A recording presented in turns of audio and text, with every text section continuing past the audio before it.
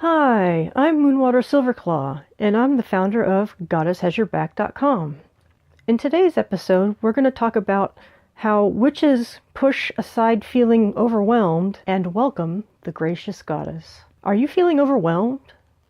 Are you getting ready for a trip, or maybe a wedding, or something else? Do you feel like you're just not connected to the goddess?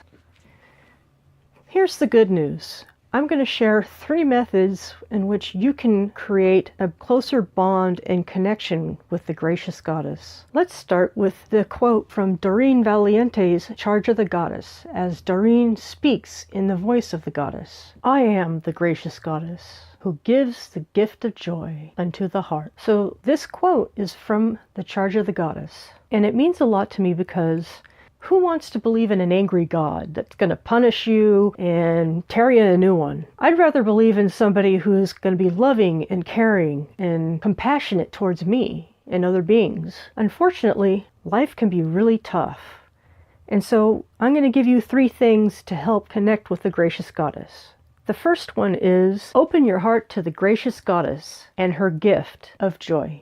Many of us have had the expressed feelings of being compressed and contracted with all of the news and the world's chaos around us. But the gracious goddess waits for us to welcome her. What this means is that she's willing and wanting a connection with you. And she's just waiting, so why not connect? And it can be as simple as doing a small candle lighting ritual for her as a daily practice.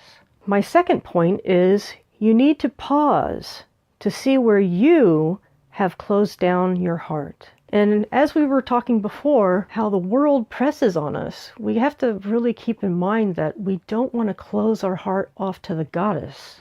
I've also noticed that when people are not friendly to you or other people, it's easy to get caught up in that energy. And we need to make sure that we put up our shields and barriers in order to keep ourselves open to the light of the goddess. The third thing is open your heart appropriately with a daily practice.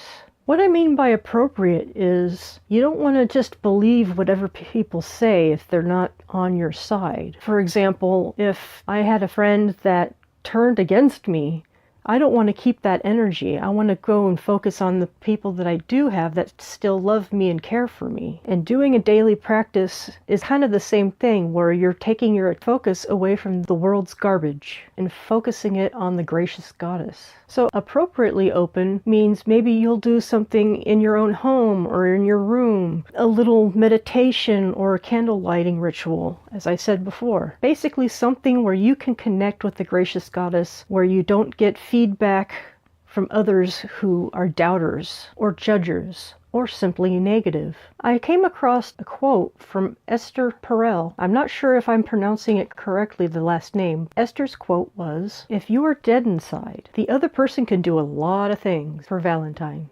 It won't make a dent. There is nobody at the reception desk." So this quote means a lot to me because it's the same thing with the gracious goddess. By doing a daily practice, you're making sure that your reception desk is open. In summary, the first thing was open your heart to the gracious goddess and her gift of joy. Number 2, you need to pause to see where you've closed down your heart. And number 3, open your heart appropriately with a daily practice. I'm Moonwater Silverclaw, and for more information, visit my blog, GoddessHasYourBack.com. Blessed be.